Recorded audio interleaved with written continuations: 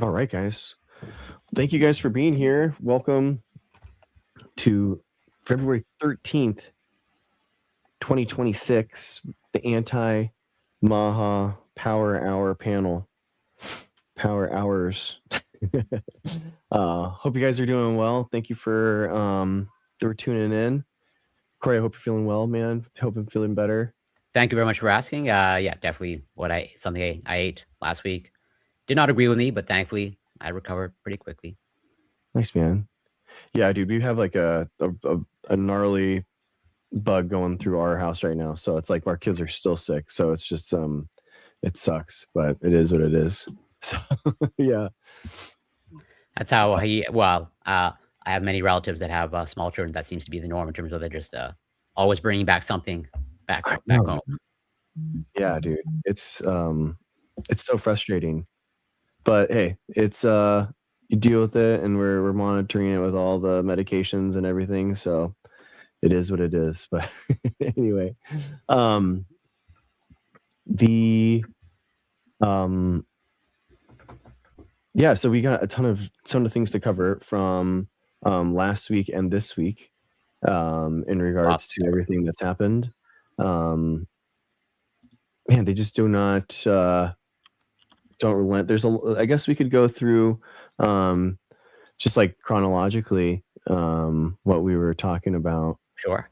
Because there is like a lot of news. I guess so. This is 1 second, or use the stream link.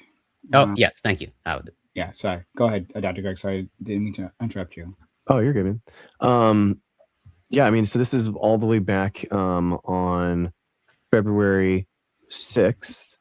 Like the federal vaccine advisors take aim at the COVID shots. So again, they are again going at these the mRNA technologies in a couple of different ways, actually. So it's like they're not only going after the COVID shots in regards to the mRNA based COVID vaccines, but then they're also coming after it with the flu shot that just came out today. So it actually kind of like ties in. So it's just wild to me. They just refuse to accept that these mRNA based lipid nanoparticles can actually give a product that's like legit and that's good. I don't understand it. Yeah, and they're running the clinical trials that like the FDA seems to want, but then based off of some articles that I read, like there's some backtracking or like they're not being consistent. Can we maybe back up a bit for people who may not, be in the know here? Absolutely. Yeah. So, what was this about the flu shots? You said something about the flu shot today. So basically, the FDA is refusing to they refuse to look at data that would show that the mRNA technology could be used for flu. And there was basically a Moderna trial that they had data for that would show that the mRNA-based flu shots were actually way better. But they refused to show that info. And they refused to consider it. So even though it was like a 24% increase or something pretty drastic, but they refused to do it. It's crazy. So an increase in efficaciousness? Yes, exactly. So like basically because of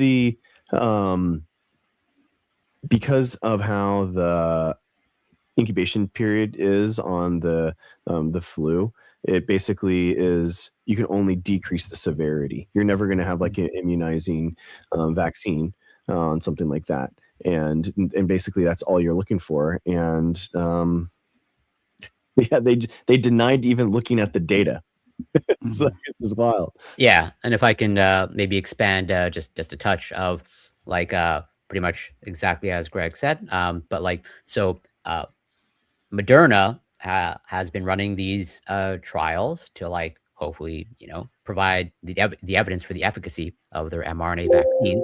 And like, I think going back to like 2024, 2023, I can't remember exactly the timeline from what I read in the article, but basically in conjunction or in with collaboration with the FDA, Moderna was running these trials according to like essentially agreed upon like guidelines that the FDA like wanted, as in like this should be your experimental arm and this is like your control arm.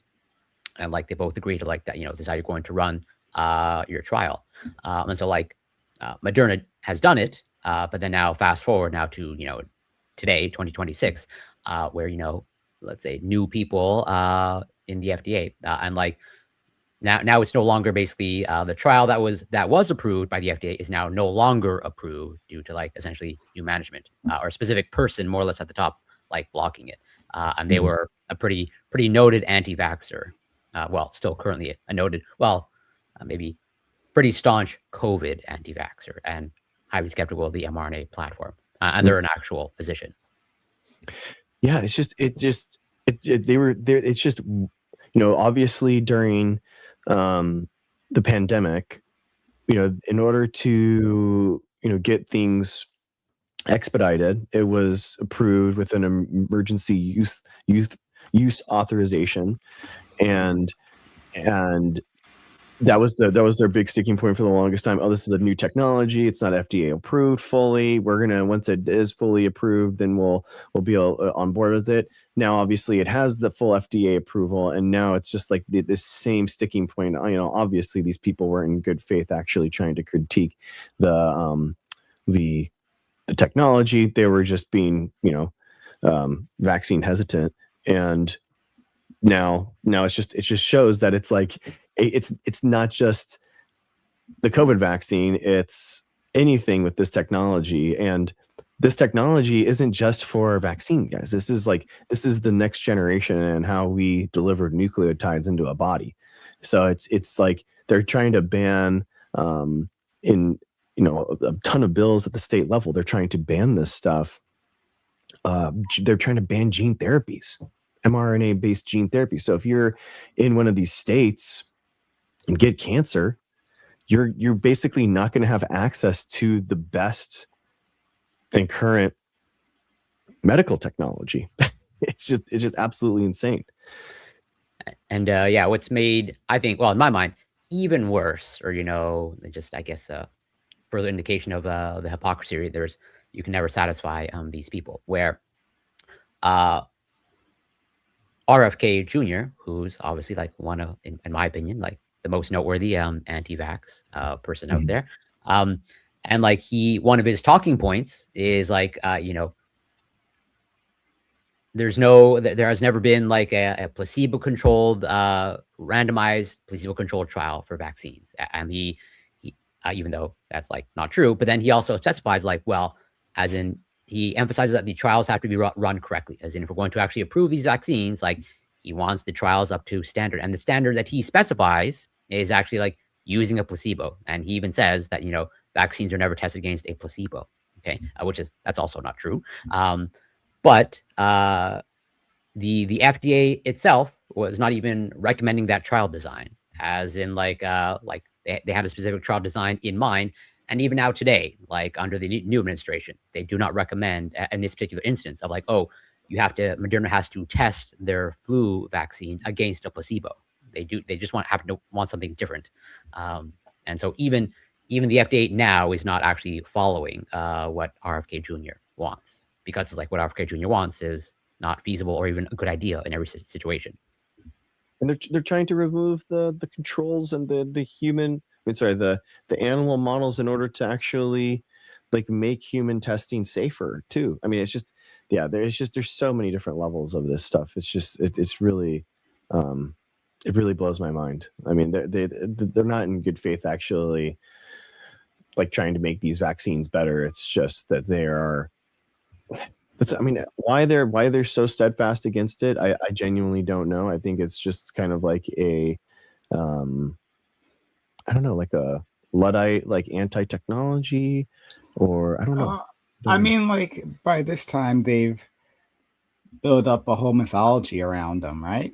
Like, I was just so I on YouTube I subscribe to a few right wing channels, and like it's useful even if you don't click on them, like just to see like what they're trying to scare It's people being with. pushed to them.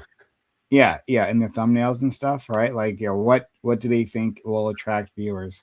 And one of them today was like, there was like, DNA within the vaccines, like they have their set talking points, doesn't matter if it's true or not. And like by now they built up such a uh, such a tidal wave of misinformation, and like they have so much buy-in from their audience that like, well, of course I don't see how, I don't see from his perspective how RFK could even consider any of this, right? Like he can't have it be the case that like officially recognize, the FDA understands that this vaccine, this Moderna mRNA, excuse me, vaccine um, uh, is more efficacious. Like it can't be. It has to harm them, right? So you either, if they can't like outright refute it, right? Well, then the next best option is to not consider it in the first place. So like all of this makes sense to me, like from their perspective, from their like diluted perspective, this makes sense to me. Of course they would do this, and because the backlash, Trump doesn't care about this, but the backlash to the Maha, or from the Maha base, would be huge if he didn't do that. Yeah, I agree. And I think you're right that like pretty much like no matter what, like even if I imagine, I don't know for sure, but I imagine even if they backtrack of like, oh, they now come to their senses of like, oh, actually the evidence does clearly show that these mRNA vaccines, specifically like the COVID and the flu ones, are actually effective and like largely safe. I would imagine if that actually happened, like that would be seen as a betrayal. And I think I'd imagine the talking point would be like, oh, the deep state actually got to these people. Like this is just now further deep state in action. So it's like, yeah, you can't win either way. Like they're so dug in that any change of position, it's like, well, yeah, that's the deep state at work, or some other nefarious actor on that work. Mm-hmm. Yeah, man. But a small, sorry to interrupt, but a small glimmer of hope, maybe, is like at least based off of some of the articles, some of the new articles I think came out like today. It seems like there may be a little bit of a walk back, or let's say the FDA commissioner, Mark Macri, it seems to be sort of like maybe trying to not do a full walk back, but be a bit more tempered in the response, and they may actually, reconsider their position, because there seems to be like one specific person in the FDA, Vinay Prasad, who really like that was the person that like totally blocked it, who is part of the FDA but in a specific position. But then now the FDA commissioner basically seems like there's maybe not infighting, but not there might still be some glimmers of hope in the FDA. Are you talking about in regards to the measles vaccine? No, in regards to this flu vaccine. Oh, gotcha. Yeah. Where they may be open, or at least based off of the comments from the actual FDA commissioner, Marty Makary, he seems to be a little bit more open to actually seeing the data. That'd be interesting. Yeah, I mean, dude, at this point, it's like I feel like you just take what you can get. I mean, like genuinely, I mean, like the whole walk back on the measles vaccine. I mean, that's just been wild. I mean, 6 months ago, RFK was asked like, what are you gonna, how do you deal with this Texas outbreak? And he was like, no, the MMR vaccine actually is effective against measles. So it's like, even he's like, he said that then, and then pushed a bunch of rampant anti-vaccine stuff obviously since then. But then now you have like Dr. Oz saying, like, being asked like, what do you do in regards to this measles outbreak? And he's like, we have the technology, we have it already. It's like the measles vaccine is very safe and effective towards this stuff. So it's like at some point, like they have to like the disease is spreading. Like I don't understand how else they're going to deal with it other than, I mean, when I talk to anti-vaxxers on my show, it's like, oh, you just like, you take garlic or something. And I'm like, what? Like, what? Like, and they're like, oh yeah, and you don't have to do anything. Everyone just needs to like make sure they're eating healthy and they have garlic or something. And you're like, what are you talking about? Like, so I think like, I still think that this is actually how there's going to be a tidal wave that shifts on this. Like, enough people are going to be impacted. I mean, measles is very, very strong. It's the most infectious disease that we understand. The R naught is the highest of measles than any other virus that we know of. So it's like, it's going to spread very quickly. And there's a lot of states that are not, that don't have herd immunity. It's shocking. It's actually very shocking how many. You're going to get people that are like, how do I fix this? And the only thing they're going to have to do is say the vaccine. I mean, that's it. That's all they have to do. And it seems like, based off of what you said, and also what I've heard numerous times, is like, again, there's no satisfying these people. Like, it seems like their solution to every disease and condition is just like, whatever, be healthy. Unironically, it's like the Republican idea of how do we do anything? Like, cut taxes for billionaires. It's like literally the exact same playbook where it's just like, how do you increase school graduation rates? Like, oh, tax cuts for billionaires. Like, how do you, it's the same way, man. But then if someone actually succumbs to the disease or condition, it's like by default, well, then they weren't healthy, right? Mm-hmm. So they win either way. Like, to prevent it or to overcome it, be healthy. But if you didn't overcome it, then you weren't healthy. So it's like, yeah. I mean, so like, I have this figure that I use on my show, and it's like, yeah, it's the current CDC website, the measles and cases and outbreaks. It's actually, I should update it. It's a month old. There's only 8 states in the union that actually have herd immunity. Which I think for measles, it requires like 95%. Yeah. Like, around there. And if you think about, like, MAGA is 20% of the country. And if 30% of them are vaccine hesitant, then that's enough in order to break a state from herd immunity, then in and of itself. And you have like states, like really populous states like Florida, Texas, like, they're not like Wyoming, the Dakotas, if that, I mean, it sucks if they were, obviously it wouldn't be okay, but like, the population density is enough to make it spread. But again, like, I mean, you have these problems. You have real diseases that are caused by these things. Yeah, I think one of the reasons why they don't seem to care as much, well, there's a variety of reasons, but like, as unfortunate as it is with the number of cases, I think there have been at least 1 or 2 deaths associated with it, maybe more at this point. I haven't updated my. Yeah, of measles. Yeah, they've been more. They've been more than 1 or 2. Yeah, they've been. Oh, really? I imagine still like in the single digits. I'm not sure. For number of deaths. No, for number of deaths. Of deaths. Yeah. It's like the thing is like, it's secondary infections that and they're like, thousands of cases, but yeah, I think it's like single digits. I think you're right. Yeah. Which I'm not saying that's a good thing, but I think that's one of the I think that's one of the issues in terms of like, I don't know for sure how it's reported on the CDC website, or I can't remember exactly, but I don't think they unfortunately, they don't track, or it's more difficult to track of like, severe outcomes. It's just like cases and deaths. And since like, and people just think, well, if the cases you recover and it's 100% recovery, when like, that's not like, there's so many more outcomes, so many more negative outcomes than just deaths, right?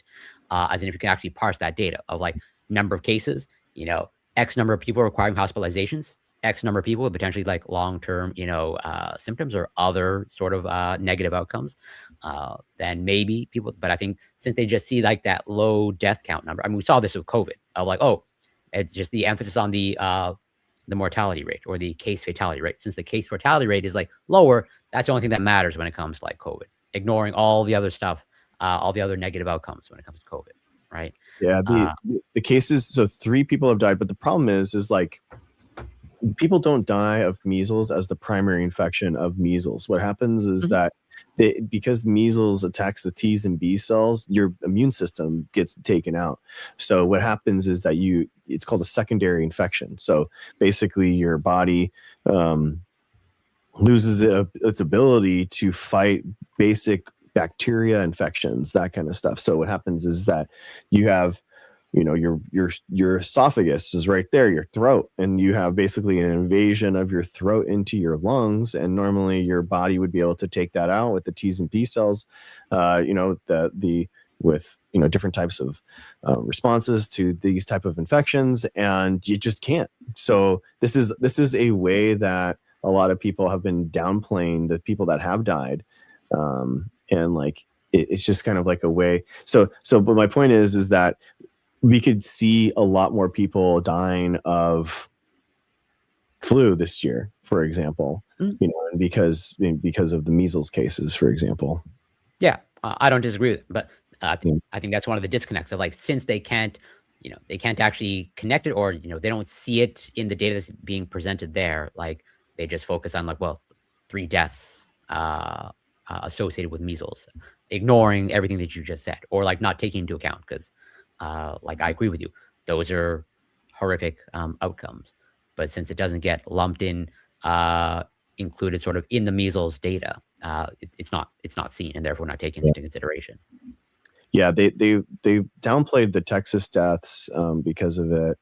Man, that's crazy. Wow, looking at the 2026 data. So I just went to the CDC website, and it's crazy. This South Carolina outbreak I've been covering since there was 10 on my channel. Like we would just there's a really nice epidemiologist that did this great work on public health and stuff, and we were like the YouTube channel. You just watch that, and it's like 600 cases just in South Carolina now. It's wild that Texas has stopped. That Texas last year had 800, but now they also stopped covering it, though. That was a wild thing. So they were like, the Texas epidemiological report was like, we stopped covering it when there's no new cases. And then I looked at the actual report, and it was like 800. And then I looked at the press release saying that they stopped because there's no new cases, and it was at 750. And I'm like, well, wait, there's 50 more cases here. It's like, what are you talking about? Even in your own data.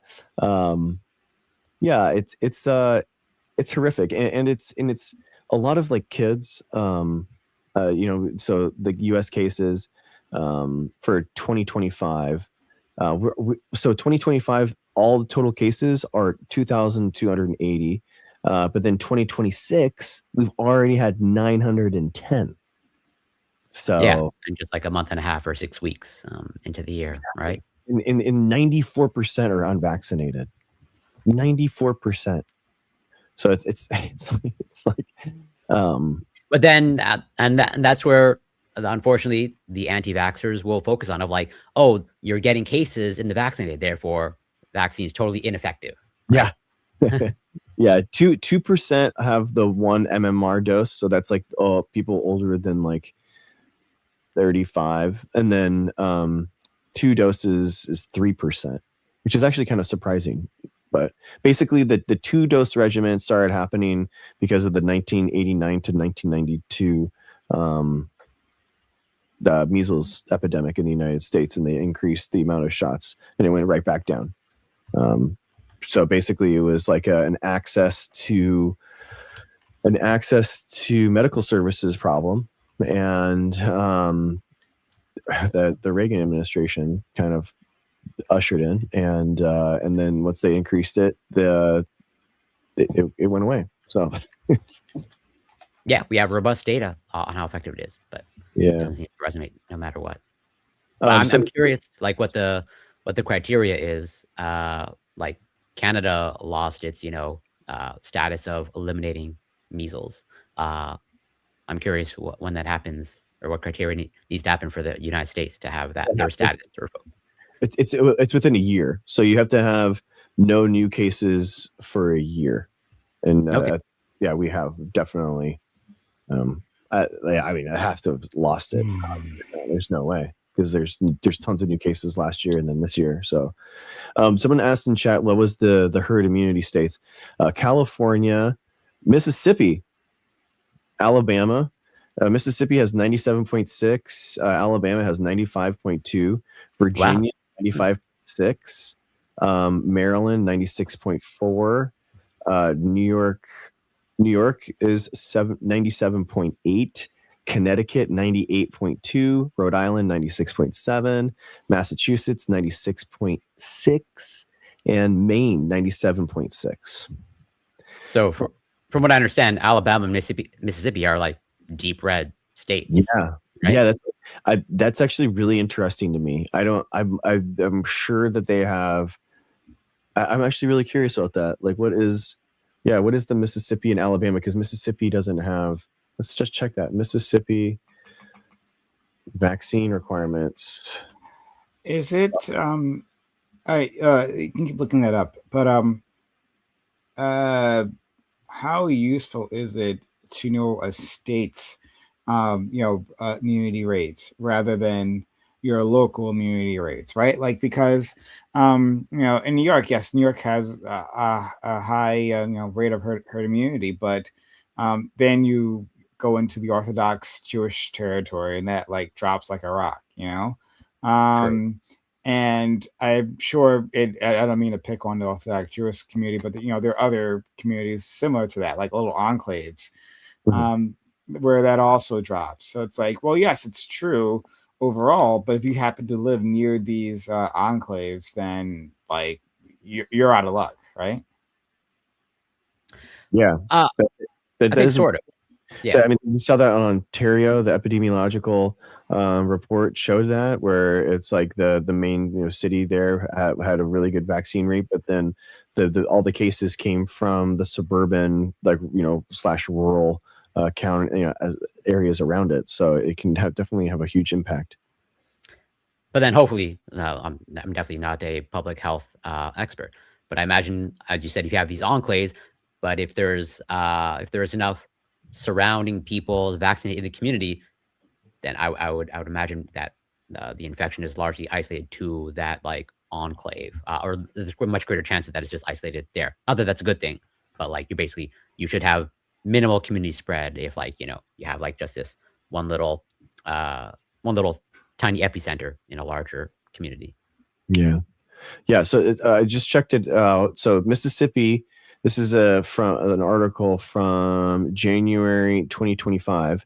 Mississippi no longer has the highest rate of childhood vaccinations in the country, falling in 2023 after a federal judge ruled that the state must allow religious exemptions for childhood vaccinations. So that's basically how these people don't get vaccinated with their school, right? It's like it's personal or religious exemptions that they all have. They all have like mandatory vaccines, but then they say like, oh, personal or religious exemption, which obviously neither of those make any sense because there's nothing in the Bible about vaccines, so it doesn't. It doesn't make any sense. Alabama, I don't know about Alabama, but that was Mississippi. So that's amazing that they were so strong, and they were at 99% vaccinations because of that. 99. They were leading the entire country because of that. That's impressive and good for them. But then, if I'm understanding, if I heard you correctly, like that vaccine mandate to get into school, that's like gone now. Well, it's a really easy slipstream. Y'all, like all you have to do is say, yeah, I have a personal exemption. Right, as in they've carved out of like it's not a pure mandate. Like you have the ability to get the exception, since like it's like people again go to their doctor, get a note saying I need a therapy animal. Yeah, it's very lax, very very like easy to get, and it's crazy. Okay, so then the religious exemption in Alabama, they make it so that parents must obtain a certificate of religious exemption from their local county health department, And then Alabama does not recognize philosophical or moral exemptions. So there you go. I mean, it's people standing up for public health. I mean, this is what it is, like making these things matter. Like it matters. I had one guy come in here. He was so mad at me that I didn't recognize like religious exemptions for vaccines, and he was like, that's it's a consent issue, yada yada yada. And I'm like, I'm sorry, man. Like it's not how it goes. That doesn't make any sense. That's so that's crazy. I didn't even know that Mississippi is so strong on that. That's amazing.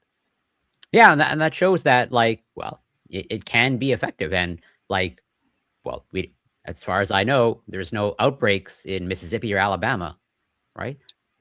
Let's see the active cases. Yeah, not that I saw, man. They were doing really good. Like, I mean, it's pretty. I mean, it's a self-imposed wound, man. Like these things, the vaccine is so effective, and why it's so effective is because kind of like how it's the opposite of what we were talking about with the flu. So the flu gets into your system and the viral load exponentially increases really quickly. And basically that doesn't allow your immune system to mount a defense fast enough. So basically that's why your vaccines with the flu and SARS-CoV-2 and stuff basically decrease the severity. They don't make you immune to the virus. Versus measles, the inoculation time is a lot longer. So what happens is that you have the capability of your body to mount a response in time. And that's why the measles, it's so strong. I think, man, don't quote me on this, but I think it's like 10 days or something. It's like that's why these people have to quarantine for like a month. I mean, it's like mandatory quarantine because it could be really bad. Yeah, dude, Alabama and Mississippi have 0 cases right now. Georgia has 1. North Carolina has 15. Man, these enclaves of like, dude, way to go, Mississippi and Alabama, man. Genuinely. Yeah, absolutely. Credit given where it's due, and like that deserves credit to get it in the 95, 99% range. Like that is, and what also shows that like, oh, the laws on the books or the actual mandate was like effective. Mm-hmm. Yeah, exactly. And then as soon as yeah, exactly. That judge, man. What were they thinking? That's just wild to me. That is so crazy. Hey, it matters, man. Stuff matters. And well, as maybe a point of optimism, it shows that like we can actually change it. As in like, you have the data that shows that these mandates actually are effective, and so like maybe implement it, and that holds true up here in Canada as well. Mm-hmm. Well, here we go. So I guess in the next story, this is from February 13th. Kennedy allies target states to overturn vaccine mandates for school children. So there you go. Longtime allies of RFK have launched a new effort to repeal laws that for decades have required children to have to be vaccinated against measles, polio, and other diseases before they enter daycare or kindergarten. Great. Yeah, and polio of all things, like again, like of obviously measles is bad, but like polio, like again, like it's anathema. I mean, like how could you like if someone was like advocating for broken arms, you'd be like, what? Like, but it's like it's even worse and more dangerous, and people are okay with it. I mean, this is so that we've seen this in our own tracking of this. So the 423 bills that we tried to stop, hundreds of which did die. And it looks like this New York Times article is basically talking about it, and it has come onto our radar that there are a lot of Maha bills that basically the new sessions are in now, and they are in session, and they're trying to pass this stuff before the elections in November. So hopefully the states can push back. Mm-hmm. Yeah. Oh, you said like what would be like? It'd be weird if someone was advocating for a broken arm. Well, yes, weird to us right now, but like people advocate for like cutting the tips off babies' penises, right? True. Like Very true. this is a thing that we do, and we like respect these things on quote unquote religious ground. When you asked about it, or when you brought up justification, I actually looked up um, why Jehovah Witnesses refuse blood transfusions. Mhm. I mean, I knew it was in the Bible, something in the Bible, but I actually didn't know like where. I And there's believe like a few it's a passages. soul, or they believe the soul is like contained in the blood, or something. I believe something to that effect. I could be wrong. Genesis 9 through 3 and 4 says, after the flood, God told Noah that he could eat animal flesh, but explicitly stated, quote, only flesh with its soul, its blood you must not eat. Leviticus says that Mosaic law stated that anyone who partook of blood would be quote unquote cut off. It teaches that the soul of every sort of flesh is its blood and belongs to God. And Acts 15, it says a decree from the early Christian apostolic the Apostle Council commanded Christians to quote keep abstaining from blood. So, like, yes, these are the reasons why, and we tend to respect these reasons. There was a show that I used to freaking love so much years ago. Anyway, it touched on exactly this. A character. It was actually really good. It was actually really interesting because there was a character who like a main character who had been incapacitated and like hurt badly and needed a blood transfusion. Now it was known this person was a Jehovah Witnesses witness, but it wasn't known like how much like how faithful they were, right? Mhm. Their mother like refused to let her daughter was a woman her daughter had the transfusion, saying, well, of course she wouldn't like she would hate for this to be the case. Absolutely not. But her boss, her employer, who was also a friend, said like this woman has never like talked about her religion, never advocated for it, never done anything like that. She didn't actually really believe, and the clock was ticking, and it was like a law show, right? So like they went to court and did a whole thing, and in the end, she actually got the transfusion, and it was great because they didn't actually like reveal like how she felt about it one way or the other, so like left the audience guessing. Great show. But in any case, right? I tell you all this to ask the question, right? How much should we care about these things, about other people's religious rights to abstain? Like, for instance, if we replace, an unconscious woman with like a child, right? A child of a Jehovah Witness, is presented and this person has significant blood loss for some reason or another, right? If they don't get the blood, they're going to die. Parent says, well, of course not. That's my child. Like, that would be a sin against God. Should that be respected? Yeah, I say yeah in terms of that's a good question. Where so a number of years ago when I was taking a bioethics class, and like I believe in Canada there was like I think there was like that exact case that you just described, of like a child of a Jehovah's Witness that required a blood transfusion.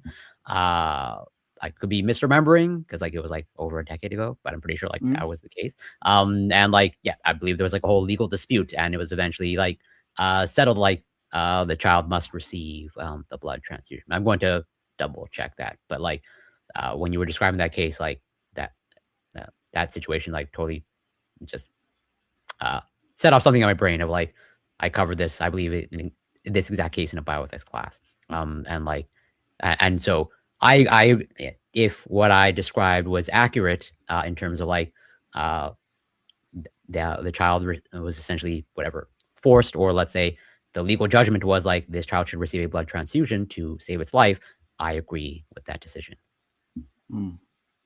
Dr. Greg? I don't know. There should be, it's criminal neglect, I think, if you're using religion in order to justify and deny medical care. I think that people should be held liable in court because of it. So I just, you're creating undue stress and harm on them that can be managed, and we have technology in order to prevent. And we don't allow this in a lot of different other ways too, like people that are religious that neglect their children for whatever ways they think that their God is telling them that they don't need to feed them, or they're vegan and they don't believe in breast milk or whatever it is. Like there's tons of different like criminal neglect cases where That's a new word for me. Don't believe in breast milk. there are people that are yeah, I don't speak for all vegans, but like I haven't heard that talking point. It wouldn't surprise me. I'm sure those vegans exist. I'm sure there must, I guess, but like I've never heard that one. But yeah, go ahead. Well, the thing is that a lot of people can't pump immediately. So what happens is like when your baby, your milk doesn't drop at the same time that you have a baby, your first baby. So you have to supplement with like formula. That's that you have to do that. So if you don't do that, then and that child dies, I mean, that's criminal neglect. So but having a formula that is ethically sourced or whatever to those people's philosophy is probably proved too bad for them, so they were giving them like soy milk or something. I think that was what it was. But yeah, it's I don't agree with it. Basically the rights should be with public health, and the freedom that you get from public health is what we should focus on. Like individuals that are kind of like trying to ruin it for the rest of us, I see it as they're not. The personal freedom comes from the existence of public health, not these people that are trying to ruin it for everyone else. Go ahead. So I just want to quickly. So I did find one of the cases. Actually, there've been multiple cases. I linked to one of them in our group chat. But like, yeah, this was a I'll just read it. A couple of sentences. Jehovah's Witness, 14, ordered to receive blood transfusion despite beliefs. The McGill University Health Center has been authorized to perform blood transfusions to treat a 14-year-old girl with cancer, despite her refusal because it goes against her beliefs as a Jehovah's Witness. And lastly, in a ruling issued early this month, this is back in 2017, a Superior Court Justice concluded that it is lawful to protect a child, sometimes even against their own wishes, when their decision can be fatal or irreversibly alter their lives. Mm-hmm. That makes sense. Because someone's not in their right mind. Like, what if there's someone like legitimately not in their right mind, and they have, it's you have to like, I feel like you have to step in. Okay, hold on. That's a bit more dicey than I hadn't even considered that scenario, where the child, actively refuses, and okay, so you have a female, right? Mm-hmm. She needs the transfusion to live, and she is refusing treatment. Right now, we're forcing her to get that treatment. We're saying that like you're not, quote unquote, not in your right mind. Okay, well, let's just twist this example slightly. She needs an abortion, and one, you could do this both ways. You could either that she has a baby and she doesn't want to get an abortion, even though she's going to die, right? Should we then abort the baby beyond her wishes? Like even let's say both the child and her will die if she doesn't get the abortion, but she refuses on religious ground. Should we force her to, or the other way, that she wants the abortion to happen, but because she's at some sort of religious hospital or whatever, they refuse, and they say, well, clearly she's not in her right mind. Are either of those scenarios good? Yeah, that's a good question. Yeah, go ahead, Greg.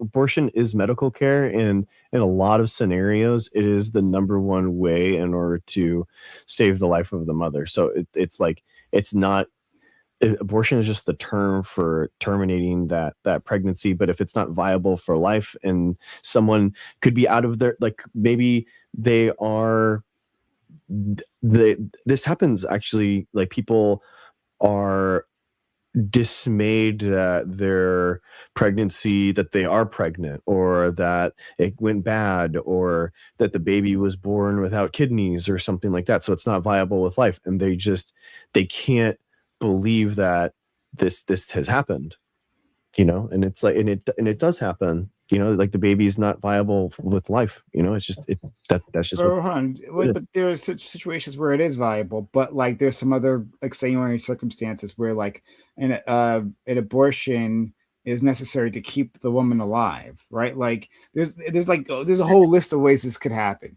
But But in that's any case, right? those scenarios, the baby is not viable, like for life. That's kind of like how those things come out, because if the baby, like if the baby can be given, um have a birth that's happened, like they have it that way. The abortion, in order to save the mother's life, is when the baby can't come out the birth canal, and like that it's actually more of a dangerous scenario to give birth than it is to have the abortion. Okay. Well, That's in any case, even whether it's viable or not, right? The point is that, um, right, we'll start with one scenario, and then we'll go to the other. Um, uh, she refuses to have an abortion on a religious ground. We're saying that we must, um, we should go over her head and say, like, you got to have this abortion.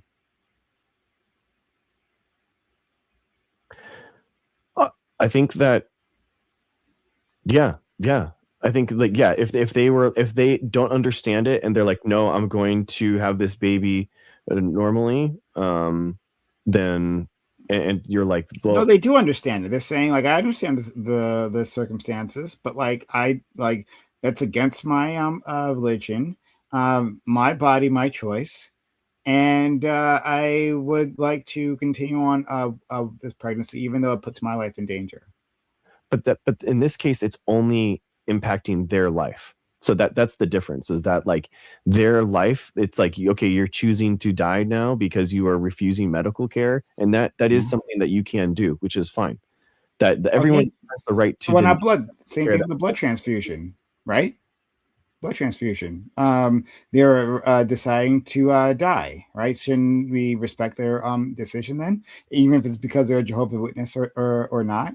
It's if they're a child or not. I think that is the big thing. If you're a child, then I think that that the state has a choice, like, in Well, order. point of clarification, and here's where, it might be differences in the United States and Canada, and it also might vary provincially. I haven't actually checked laws, but what I can say with a fair amount of confidence, and just even based off my own personal experience of, like, you're allowed to make your own medical decisions at the age of 14. Uh, Mhm. and so it's like, well, but then it's like Prime is bringing up a good point in terms of, like, well, yeah, if they're a child and they're like, if they can't consent, then, like, why are we empowering them at this age to make medical decisions, right? Mhm. That's one of the questions that we'd have to maybe grapple Yeah, with. one of the questions. Yeah. And you're saying, okay, they're a child, and so we can go over their heads, so we should be able to go over our heads with the blood transfusion. You saying, like, you gave me um two different outcomes, right? You said, for one, we can they can choose in terms of like the pregnancy, but then for the blood transfusion they can't choose. Like, why would it be different for an abortion or a blood transfusion? They're both medical procedures, right? I'm assuming that it was the abortions, someone that's, like, of age, of that's Well, over. no. I mean, no. Unfortunately, young girls have to deal with abortions too, right? So yeah, Okay. both of these are for young girls, 14.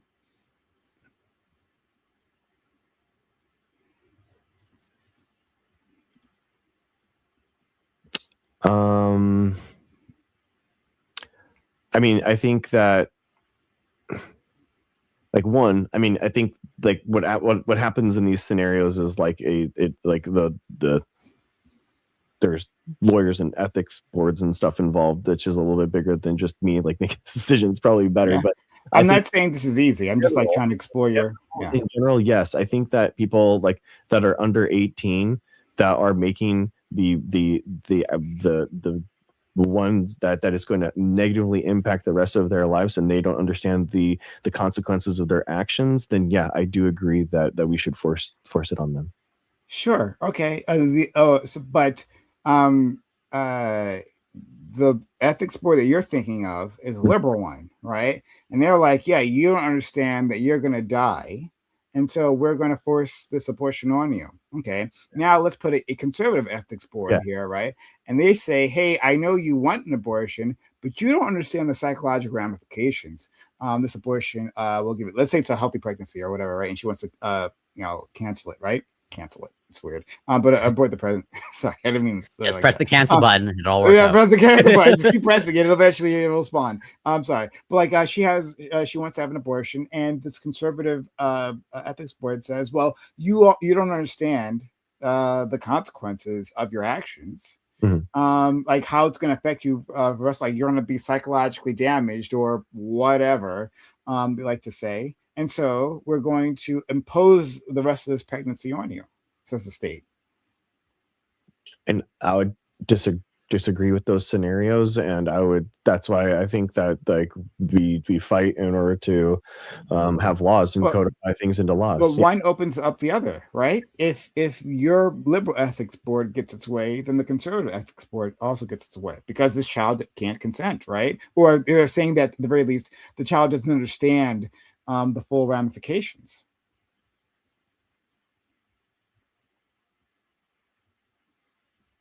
I think that the negative harm of the psychological impact of having an abortion is a lot different than dying from something that could kill them. So it's I agree with you, but like I think is still, but that's the type of medical board that we would empower in order to be in these scenarios, in order to be at the state level and through government. So no conservatives allowed?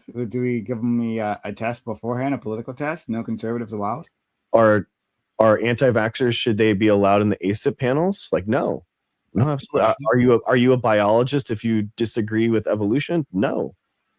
Like, okay, so there's some things that you are just not, if you are not. So, okay, then do you think that we should have a religious test to say, like, or at the very least, like, maybe not even religious test, we could like put a document in front of them and say, like, hey, like, anyone who'd be considered for this would be like a person who like got a medical degree, right? Or some sort of relevant degree. And we would say you're going to rule specifically on the science, right? And not any outside influences, for instance, whatever religion you might believe in, right? So as long as the quote unquote science says it's fine, then it's okay. You would have them maybe all like sign that document. I mean, that's what medical doctors do in order to they take the Hippocratic Oath in order to do no harm. I mean, they already do that, and if they don't, they disobey that, then we take away their licenses as a society. So we have that power already, and we should do that. I think that we actually don't wield it enough. Like, we should have taken more people's medical degrees away, than their licenses away after COVID. I hear you, and I know our politics align very well. However, right, it depends on what you call harm. Like if the harm is like, if you honestly believe that, like, having an abortion destroys a woman in some deep way, that like I don't, some BS study that says or if you think they're just going to be condemned to hell, right? That, I mean, that too, certainly, right? But even if you like had like a study, right, that said like, well, there's some sort of psychological harm for abortion. Well, that's harm, and I don't want to do harm to her, right? This is otherwise healthy pregnancy, and she can have a healthy baby, and she can survive the pregnancy. Well, there's still harm if she has the abortion. right? Well, that changed the thing so much, because before it was a medically necessary procedure to have an abortion, and now it's like an elective abortion that doesn't need to happen. So now it's like two completely different scenarios. I mean, I did. I presented you with two different scenarios. I did that before. Yeah. But I'm just, I mean, like I mean, I call those like the Starbucks drive-through abortions. That like they don't exist. Like the idea that someone's coming in like third term, coming in and being like, oh, not third term, second term, term or first term. I mean, well, in my world, you'd have. I mean, I do think that abortion should be safe and legal at all terms. They have to be in order to save the life of the Even mother. 10 terms? No, I'm just kidding. Yeah. So it should be safe and legal for medical doctors in order to do this at all stages and all weeks, because sometimes it is necessary. Sometimes it is necessary. But yeah, I mean, the idea that like that would come up in this scenario where someone's perfectly healthy, there's no problems with them, they come in and they're like, I want an abortion, and it's like, well, the doctor would look at that and be like, okay, well, we're not going to go through with this and just like extract the fetus, and terminate the pregnancy.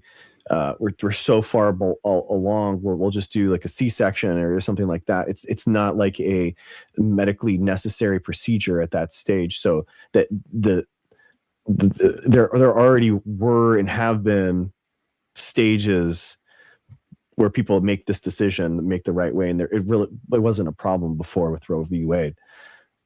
Do you know what I mean? Yeah, I mean, like, look, to be clear, I'm definitely closer to you on this than otherwise. But I understand. You're just posing the ethics questions and stuff. I agree. I understand. Yeah, it's just that, like, I think we should all be, and this applies to everyone, right? Not just you, friend, but just to anyone, is that we shouldn't be so cavalier about like saying that we can disrespect a person's bodily autonomy.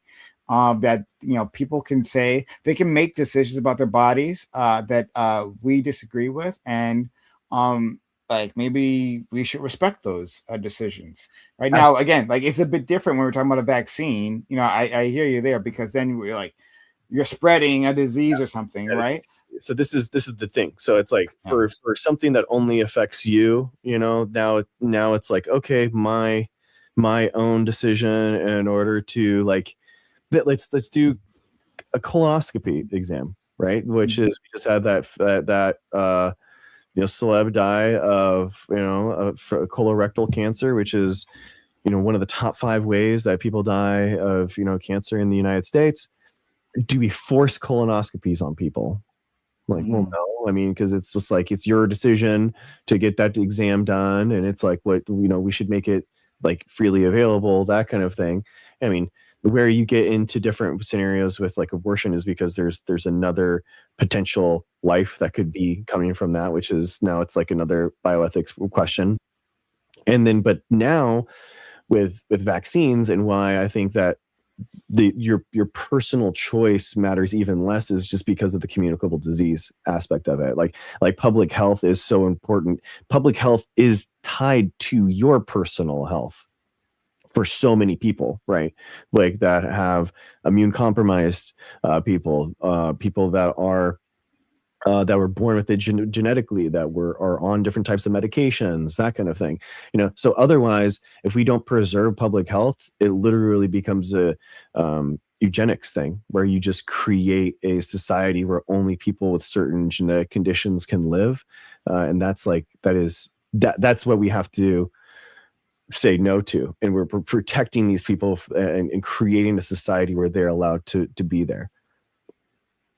And just sort of out of curiosity, Prime, if you want to say, so as in like the brief case that I read out with the Jehovah's Witness and the 14-year-old girl, and like the justice pretty much like overriding essentially the wishes of the 14-year-old girl. Like, do you agree with the justice's decision, or you're understandably mixed? I'm deeply mixed. Mixed about it. Yeah, and even though I agree with it, I think you are raising good questions, right? Of like how this plays out in different scenarios will not necessarily be what I would agree with. Yeah, like Corey knows that, like, I've said for years that, like, I'm like a civil libertarian, right? And I want people to be able to freely do whatever they want with their bodies, even with like crazy things that I disagree with. It's your body; it should be your choice. Again, vaccines, are going to complicate things immensely. But pushing that aside for now, like I want people to have the freedom to do that, or to do what they want, right, or to not do what they want with their body, right, to deny an action as well. I mean, dude, I agree with you too. Like I am a left libertarian, but I don't think that we should strap people down and like pump vaccines like into them. But like, if you're a parent and you don't vaccinate your kids, I think that you should like get a fine, or maybe 100% the parents. That part, the parents are easy though. Honestly, if it keeps getting this bad, like I would be genuinely okay with jail time for not vaccinating your kids. Like it's gotten so insane. But that part is easy, right? Like, and I think a lot of people agree with that. Like, hey, like they can understand the thought of negligence, right? It's different when a person refuses care or wants a procedure that might otherwise harm them, one way or the other. Like, and to say I'm unsure. Like, I like the in the case that Corey read, like, do I want this girl to die, to lose her life because of some BS religion? Absolutely not. Like, I don't want to do that. But also, like, I do understand though, like the moment I say that yes, we can just override her wishes, then that means that in terms of other scenarios, what I would where I would want a woman to have a bodily autonomy, we can override that too, right? That we can just say like, oh, sure, like this person doesn't understand, right? And it's whatever governing authority is over them, they get to decide. See, they know better than this person. I don't like opening that up either. So, yeah. Let me illuminate. So, in my mind, what people are doing when they're not vaccinating their kids is that they're removing the bodily autonomy for people that can't get vaccinated, that don't have the genetic conditions, people that have cancer treatments, all that kind of stuff. They're removing their bodily autonomy. I agree. So that's where I think that it's like your individual liberty to like, oh, I don't like traffic lights. Well, it's like that's why I brought the pregnancy example. Yeah, vaccines are easy. I hear you on easy. Like, I mean, red lights. Let's just say you don't like the red lights. I don't want to stop. I want to keep going at a red light. And it's like, well, if you're standing there and you're stopped and before you go into the intersection, why does it matter for you? And it's like, well, you're actually only in danger if I go through the intersection, if you're going through it too. So just don't go through the intersection. And it's like, well, we can't do that. We can't, like, everyone has to like stop at some point to go through, right? So you're removing someone else's ability to go through the intersection by you just saying, I'm going to go through it without stopping. So let me up the ante a bit. Okay. Actually, I'm gonna really escalate. Then I'm gonna dial it back and see if there's any difference. Okay. All right. Yeah. So one, let's go all the way. Right. Should a person be able to, and because we're on TikTok, I'll say the word, unalive themselves. It annoys the hell out of me. But unalive themselves, right? Like with medical assistance, right? Like they do in Canada. They have medically. We do it all over. I'm signing up next week. Oh, like you all over in Canada. Yeah. Are you in support of like medically assisted unaliving? If there are like no possible treatments available and everything has been tried and it's been like consented to by that person and they're cognizant enough in order to say it, but in a scenario where you have no control, to give someone control over that one last thing that they can, yes, I do agree with that. But I don't agree, and you're not, but and Canada doesn't purport to do this, just flippantly, like give someone the suicide pod or something. But but yeah, I do think that there should be some chances of doing that. Okay. What about if like, and not in a quote unquote flippant manner, but like a person who doesn't have any sort of physical ailment, but because of some sort of mental status, they decide, right, after consulting with a psychologist and all that, right, going through some sort of process, that they'd like to end their lives. Would you be in support of that? I just the fact that people are going to die at some point shouldn't be the only reason why someone would want to end their life. So it would have to be some type of like terminal disease where you like the quality of life is no possibility of being better from in the future. And that Canada's grappling with that question now because we haven't, but like we're consistently debating of like whether we allow individuals with psychiatric diagnoses to seek medical assistance in unaliving themselves. Mm-hmm. And that is a contentious debate. And like, yeah, it's a good question. Yeah, but like, but what if the status of their psychological of their head, nothing That, diagnosable. like, nothing diagnosable. Or maybe it is. Sorry, maybe it is diagnosable, right? They have some sort of deep diagnosable depression, right? And there's no reason to believe that that'll change. They already tried all like sort of psychological medication, and it doesn't help, right? Or the medicine gives some ungodly side effects to them that makes that unbearable to take as well, right? And so they decide they don't want to continue on. Like, why? Just because it's not a physical ailment, shouldn't we take it just as seriously if the quality of life is miserable?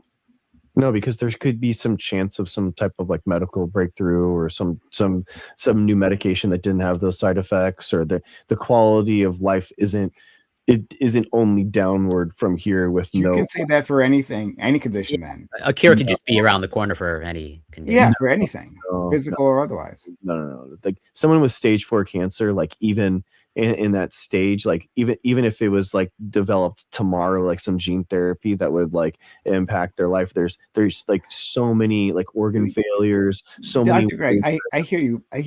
You're saying that like there's a ticking a clock ticking, right? Yeah. Okay. Yeah. What if there's not a clock ticking? What if you have a physical? Now we're talking about physical, right? A physical ailment that causes you immense pain, right? There is no cure, and you are going to be dealing with that immense pain forever, right? Like morphine can only do so much for you, but basically you're going to be miserable living with this pain like for decades, right? And they don't want to do it for decades. I wouldn't agree with that. I mean, even Hutchinson's had a breakthrough recently where people who it was an inoperable disease that people are in constant pain from, and now there was like actually some hope for those people. So it does happen. And you would say that. Go ahead.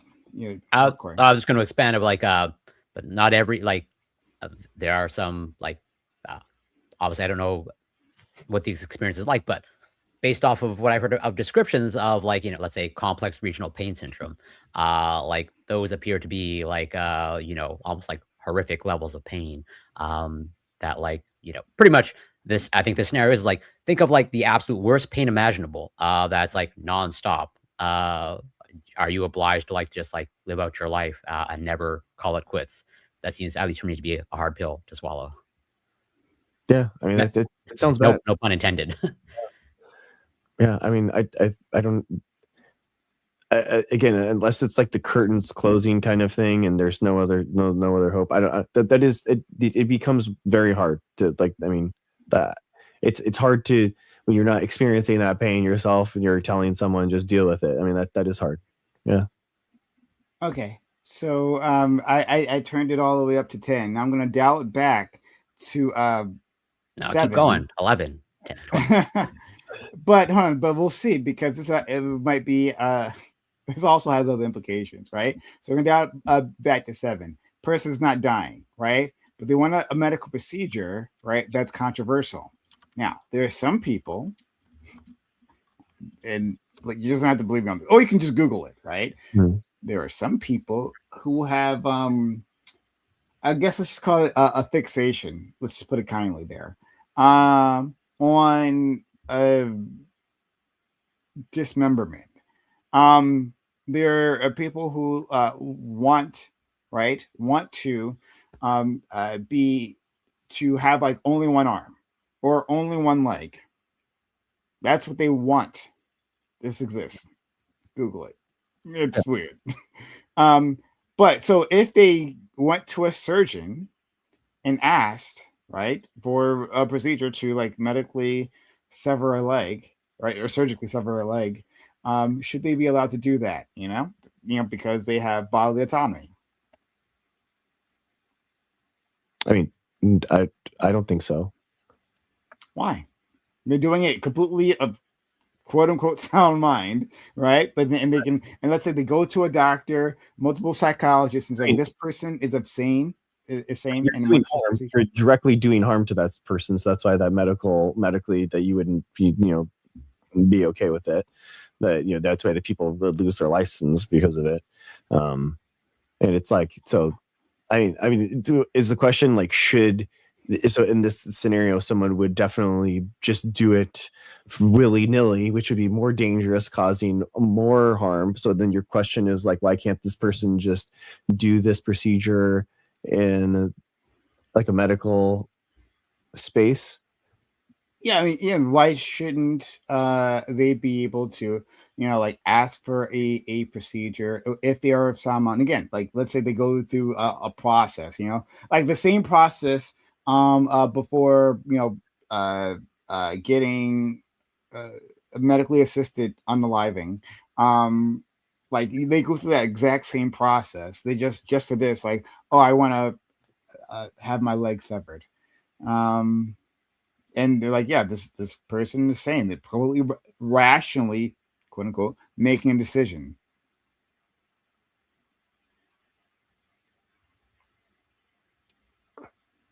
I mean, I can see why we wouldn't allow this at the medical board level. I wouldn't. I don't. That there isn't any necessary element to it. So that's why I don't think that we should allow it. Okay, and that's fine. And I won't fight you on this or anything. I'm just like trying to like gauge where we're at. All right. Yeah, so now we're gonna introduce a little bit of science fiction to this. I've kind of taken this whole thing over. I do apologize, but like, yeah, a little science fiction into this. Okay, right. Okay. Same scenario. Person wants to have actually both their legs severed. Let's say at just above the knees, one and both gone. Right. However, in this future, now we have like amazing, fantastic, like cybernetic, like prosthetics. Yeah. And so like you could attach those, and they'll be better than their original legs. They're faster, or like whatever. Like you can kick and do some like cool shit, right? Like, so in that case, should they be allowed to sever their legs, or should a surgeon be allowed to do that for them? I should say. So I think in this scenario, you would have like the FDA approval or something, like trials and research and all that's done. Yeah. Yeah. So that then it's like makes more sense to say like it's okay, to allow that, So then it's like, but yeah, I mean that is an interesting, like question, I think, for sure. But yeah, in this scenario, yeah, it would be. But I could see medical professionals still saying no, just because it does have like some resemblance of like, what if the prosthesis isn't attached right? Like given like a 1% failure rate, 10% failure rate, 50% failure rate of the prosthesis, like what would be the cut percentage that you would say that it would be okay The cutoff point, you mean? Yeah, exactly. Yeah. I mean, it's an interesting question. I mean, yeah, I think that is an interesting question, especially as we get into like more of that stuff being like more and more legal, or capable or possible. Like I think about that. In terms of like gene therapy and stuff, like how much risk would I like be willing to take, like personally, for stuff like that. And for me, like I would be willing to take those like risks, I think, like more so than other people, scientifically. Like I don't think that you should ever trust any scientist with something that they wouldn't do to themselves. So, you know what I mean? Like I would believe in my experiments enough in order to do them myself if I was going to be performing them. Well, scientists have done that historically, right? To prove Exactly. Yeah, that's the whole thing. So But like, I wouldn't ask that. I wouldn't ask. One last question, and this is not futuristic. This has actually happened a few years in the past. So there was an individual, and you guys probably heard the story. Oh fuck!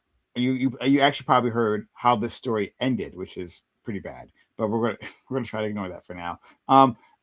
This person who he was a runner, but he had lost. Oscar Pistorius. Yeah, Oscar Pistorius. It's a sad ending to this.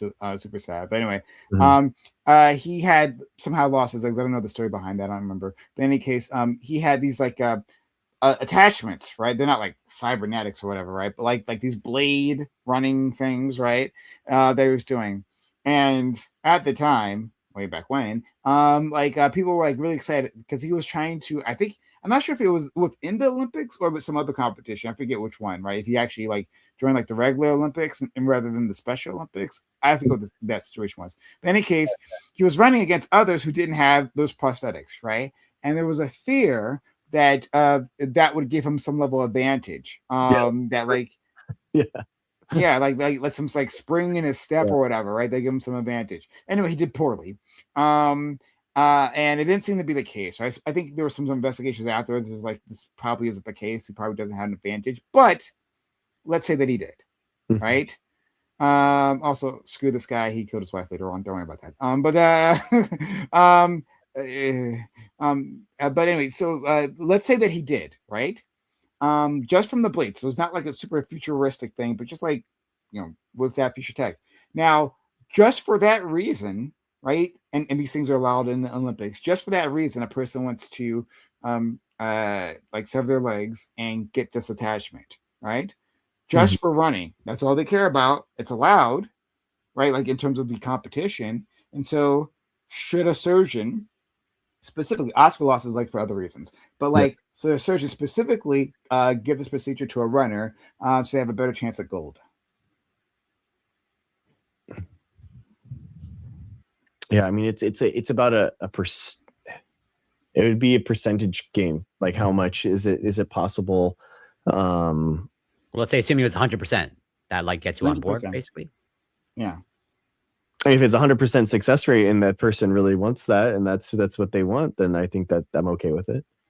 Really? I didn't think you would say that. That's interesting. I mean, dude, I think that people that are professional athletes should be allowed to what we can do and repair their bodies through pharmacological means right now, or anabolics, and we have that technology, and we should allow. Okay, you want them all geared up with growth hormone and test. Absolutely, if they need to, and they can repair their bodies, and they're a professional athlete, and they're putting their bodies on the line, then yeah, we should give them whatever technology we have in order to allow them to be a professional athlete. So yeah, I understand where you're coming from, but then have like a percentage problem with it. But yeah, but I think doesn't that effectively just sort of turn it into, at least in my mind, I haven't done like the full analysis, but like as technology advances and like as the scenarios that like Prime brought, this is essentially to like turn it into like NASCAR, for the people that can pay for as much enhancement as possible is going to get like the edge. And I mean that's the reality, is that they are. Yeah, that happens now largely to some extent. I mean, it's not a surprise that most rich countries tend to do better in the Olympics. But like, I think whatever. Not that I care much about the spirit of the Olympics, but I I think that further degrades the spirit of the Olympics. I don't think so, man. I think that like having people at the Olympics that are there with their best self, I think that is the spirit. What if they're just like on a head on a machine? Like, is that a human competition at that point? I don't know. Yeah, a head on a fully mechanized robot. This is the unironically, this is the difference between like F1 versus stock car racing. You know, stock car NASCAR is a stock car that you can't modify. F1 is open season, baby. Like whatever you want to engineer, you could like you have. I didn't know that was a difference, actually. Yeah, I didn't know either. I'm ignorant on these things. Like within like time, air, you know, through the wind tunnel and all that kind of stuff. But it's open engineering, baby, and people will have like within the regulations have an epiphany on like how your wing could be, or have a new technology that they're coming through, and you can have like a literal engineering advantage that no other team has, and they're like looking at your car, and they're like looking at the pit, and they're like, whoa, what's in there, you know? So it happens. I think that's one of the reasons why I don't really, not that I watch sports all that much to begin with, or I essentially don't really watch anything, but like I think it's one of the reasons why of all the sports that I would watch, like NASCAR and all that, and racing, be like on the bottom, because like I don't see any value in it, or like I don't see, like, I not to downplay the amount of training and technical skill that it takes to do these things, but just like, yeah, I think it's more like the machine that's doing the thing, or like at least that's how I process it. Yeah. And so like if we get to the point of like just a human head on a machine, not that I'm super into watching the Olympics now, but I'd be even further less incentivized to watch the Olympics, and just like that's interesting. You're like, there are some people that just have like genetic predispositions to have lower IGF-1 rates, so their HGH. Yeah, no, like I'm constantly playing out this scenario of like when we get to full genetic engineering, like how this is played out in the Olympics. If anything, by allowing people to have full pharmacological, you know, chances of you actually normalize things. That's the idea. You actually normalize things, and everyone is actually at a standard where people can actually come at their best physical condition, and you don't have people that are like held back because of like some genetic predisposition in order to have like less, you know, IGF-1 or something like that, or test or something like that. Yeah, I mean, I'm not super invested in like, again, upholding the Olympics, but like I do think something is lost if we get to the place of like whoever can just like genetically engineer their body the best, and like has found the right stats to max out genetically, like that's just like the winner, or like. Yeah, I mean, then it's like, okay, what genes are you born with?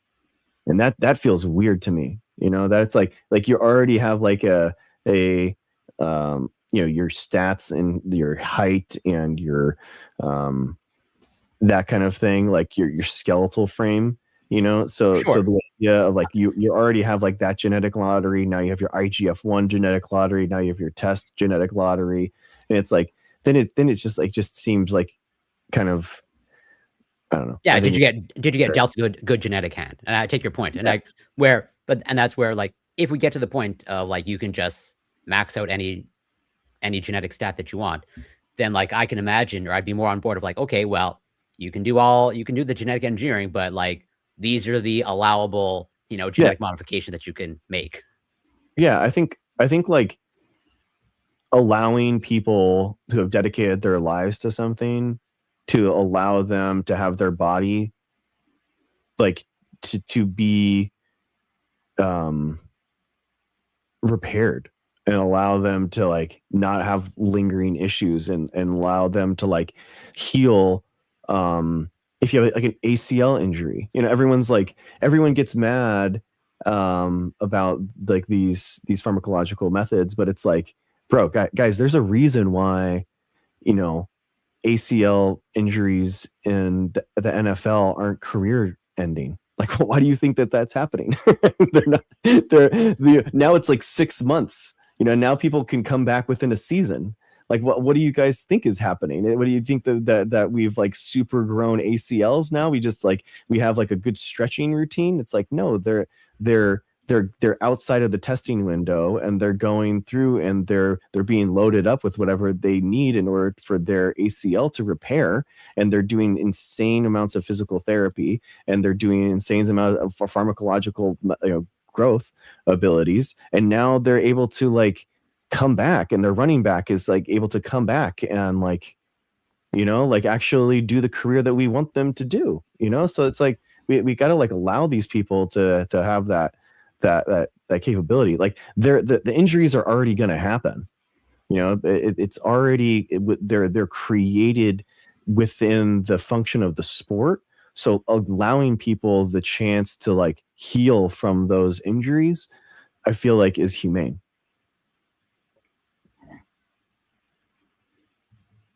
So just going back a little bit, and we don't have to focus in on this, but just like I always want to give Corey his flowers, because he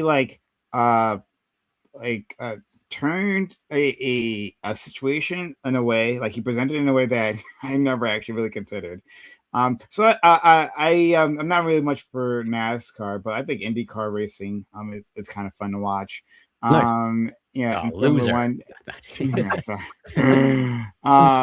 Yeah, but I'm not a sports guy in general, but like I watch those. Actually, I was also watching. I was a Gran Turismo tournament, which was kind of more fun than I thought I was going to have watching that. That was kind of interesting. In any case, the point is, what Corey said about like, hey, like, like how is this as a sport when like the machine is doing all the work? Now, most people push back against it, saying that, okay, well, like the human is piloting this machine, right? Like, and it takes their skill to pilot it so it can do the thing. And I would agree with that. However, right, but Corey also brought up the point of like, okay, what if it was just like a severed head on a fully mechanized robot, right? That would be the same thing, right? Well, it was like the human brain is like still skillfully piloting it. Let's say it's for boxing or for running or whatever, right? There's this human brain. It would be the same thing, right? Like the machine is doing all the work, right? And if there's any sort of friction pushing back against that, then there should be some friction pushing back against racing, right? Because the machine is the thing that's doing it. I mean, so I'm a huge F1 fan, so this is like, I guess I'm like it's weird. I like UFC and I like F1, and like both of them are completely different engineering. Like F1 is like, it's cool like watching racing because it's like it's the pinnacle of engineering in sport, where you're right in that you get a good car gets you really far, but I mean those cars are going so gnarly into the G's that you're basically, it's like, I'm pretty sure it's like I want to say it's like a rocket launch. Like they're doing like 6 G's in these corners. Like they are like on the precipice of like where most people would be passing out. And they're being pushed out. There was actually a race a couple of years ago, and they basically it was so hot in these there's actually a lot of races in the Middle East now. It was so hot, and they were losing like 10 pounds of water, that the guys were literally passing out from the G's on these corners, and they'd be drifting off the track, and then they would hit the bumps, and then they would come back. Like they'd be constantly doing this. So it's like they are on in a serious workout, like in order to like actually persevere through the pain of like of these G forces, and piloting them is literally, you have to like train your body in order to stand that speed. So it's like or in other words, the car can go faster than the human can allow, and the it's squishy human, it's up to the driver to be able to withstand that. Like those cars are so fast that you could just spin them endlessly, right? You can't withstand the G's, you can't withstand the power, that kind of thing. I'm just curious, would you be opposed to when we get to the place of fully autonomous driving, like you have your AI assisted driver in the F1? I mean, I thought maybe that'd be an interesting, like, yeah, sure. I mean, that'd be Do kind you of think that would interesting. like devalue it? A little bit? I wouldn't be opposed to like, I would want it to be different a little bit. Um, but, No, but yeah, screw the AI driver, right? The Like I autonomous just one? no. Yeah, screw the AI driver. I've just brought up Gran Turismo, right? That's a video game, right, where you do like this type of racing within it, auto right? drive. What if you could remote drive the car? Then Yeah. you get rid of the squishy person. It's still a person piloting it, right? Yeah, fair. But like all the piloting happens from a safe location. They're not experiencing the You're just wearing like a G-forces. VR headset, right? And you're just Yeah. They could go even faster. Car racing. This is what I used to do. This is what I used to do. Yeah. Would you be in favor of that more? Like, I'm sorry, we're way off topic, and it's my fault. But like, I think this is a good topic, personally. Yeah. Would you be, or Dr. Greg, would you think something would be lost, right? Because you just described like the training and how difficult it is for a person to be to handle this machine, right? Do you think that would cheapen the sport if they were like remotely piloted, and let's say somehow they could just like accurately do so, like in a perfect way, like even though they're not actually in it, like the VR technology is so perfect that like it very much completely simulates the driving experience, except for the harmful forces. So like, would you think there's something lost, but the person not being inside, not putting the body on the line? It's just different. It's just like a different form of racing. I mean, like really, I used to RC car race, and that's remote control, car racing. Yeah. And I used to do this like all the time, and it's just different. I mean, there's different challenges. Then there would be different engineering that goes into that. There'd be ways of like, designing the car that would be different because there's not someone in there. It would just, the race would be different. It would be fun. It'd be interesting. Yeah, like that is but design would just be different. And obviously, you can't fully know what you'll feel like because we don't have these experiences yet. But like, do you think your subjective experience of watching these types of different races would be different, as in like same level of excitement of like your standard as of now Formula One and like the scenario that Prime described? I don't know for sure, but I imagine like the excitement level would be decreased a little bit, knowing that the driver is just like whatever, not in the car, and they're just like remote controlling it. Yeah. Yeah, I can see that being lessened. Yeah, for sure. Yeah, I think like knowing that there's someone in there that's really like pushing it and having to stay locked in and really having to, and it's like, I mean, it's so different that you can really good guys that really follow the sport. I mean, you could tell like you could put them in blank cars and you could tell someone's like driving style.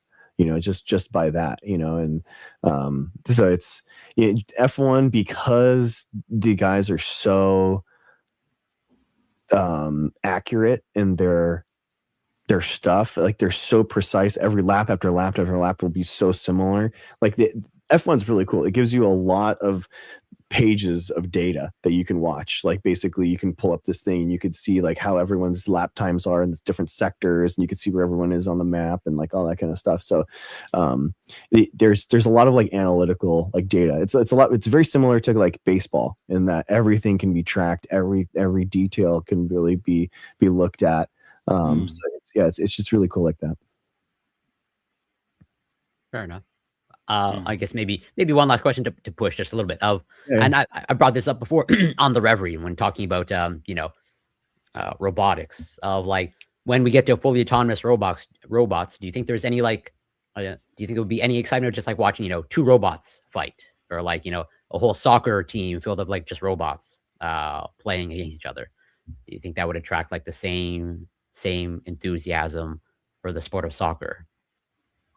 I'm asking you to speculate, but like the greatest analogy that I could find there would be the chess models battling each other, and there are like brilliancies that the models have. They're playing thousands of games, and they'll have completely different strategies to the point where you can kind of like see like, whoa, this one's capable. Like one of the big breakthroughs that I forget which one it was. I think it was the Google model, but basically it was something like that. It was basically sacrificing pieces for positional control, like way more than anything else, and it just kept like pushing it,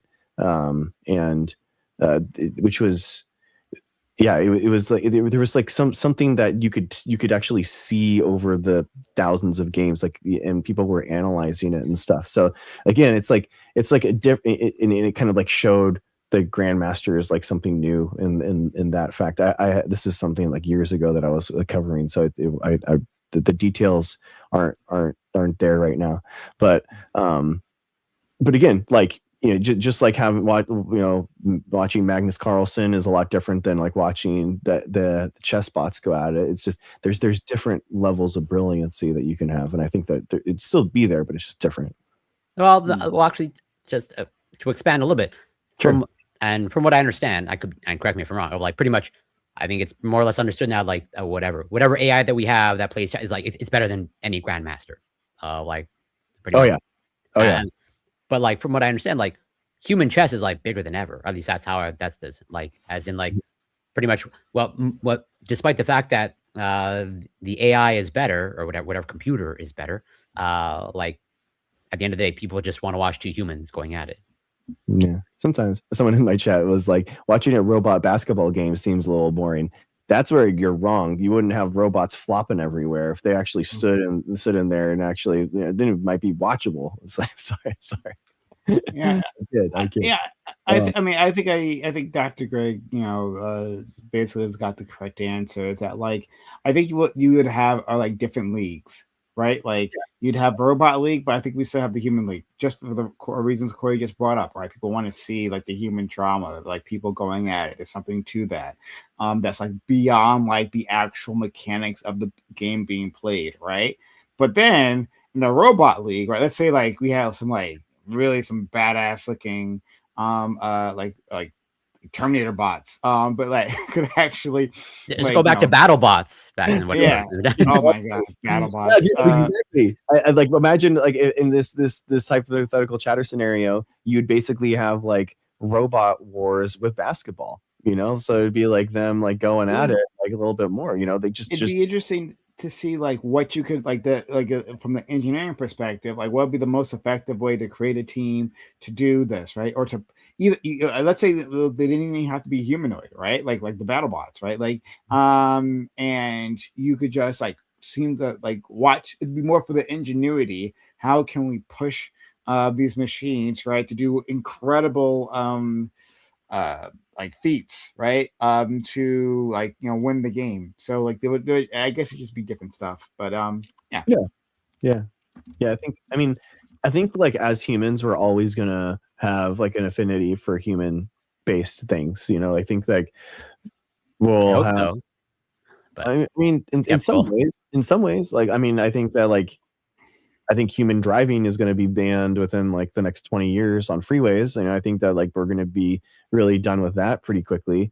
I think it's like insurance companies are going to be the driver of that. I think like they're going to say like there's too expensive to fund these humans, and they're too dangerous at these speeds. So we're just going to ban human drivers on freeways. And that's going to be it.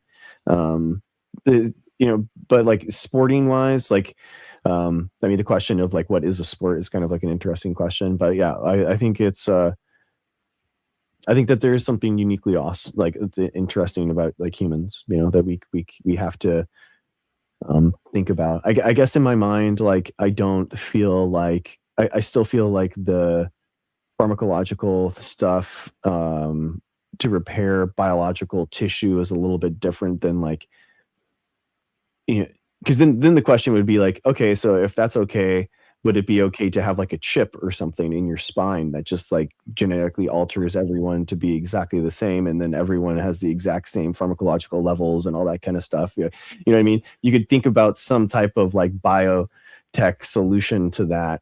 Then would that be okay? Or so yeah, that's a good question. Yeah. I think the ethics of these things is always interesting. Like what's the name of the swimmer who got like so many medals? What was it? The number Michael one Phelps? Michael Phelps. Yeah, I don't know these people's names. But like I don't watch remember. sports. I swear.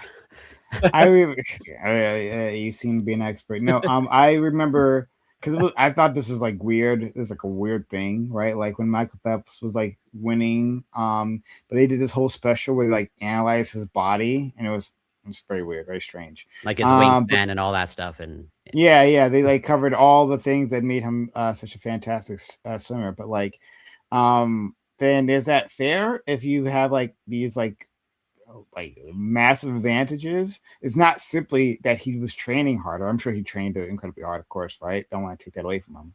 But it's not simply that he trained harder, but like he literally had just an advantage in several ways that just like, made him a better swimmer. That he was just kind of born with, and whether that's fair, should he be? And okay, this is a bit more interesting, right? On that note, there's that woman who was born with a strange a hormone of I forget her whole thing, castor or something. Mhm. I think I know what you're talking about as well. Of course you do, An because you're a Olympian. sports expert. Yeah. But anyway, she had she like a cis female, as far as I understand, or maybe I don't know, maybe something in between. But in any case, a female who has like elevated testosterone. And like if that's natural, right? And people like kept thinking, oh, she's trans. She's definitely not trans at the very least. But whatever reason she has elevated testosterone. Well, that gave her advantage in sports, right? But then they were trying to ban her, and then specifically they were saying, oh, you have to take like testosterone blockers. I believe that's how that case was trying to be resolved. Like basically, you have a certain threshold that you're allowed to be at, which is like super small, like comparatively to an XY. The genome. But should that be the case, right? Like if she has XX chromosomes, then should we limit her? If we don't limit Michael Phelps, if we don't like somehow like hobble him, right? Then why should we hobble her? Yeah, I mean, I think. Yeah, I mean, it's tough. I mean, the question would be like, why not let other people, if they could, safely, and to protect their bodies for longevity and that kind of stuff, other XX people to supplement with test or something like that. Like what would be the harm like in that? I think that would be the moral question. Also, if we get to your world of like pretty much you can the athletes can do whatever they want. Yeah. Do you see any reason to have any sort of segregation in sports whatsoever?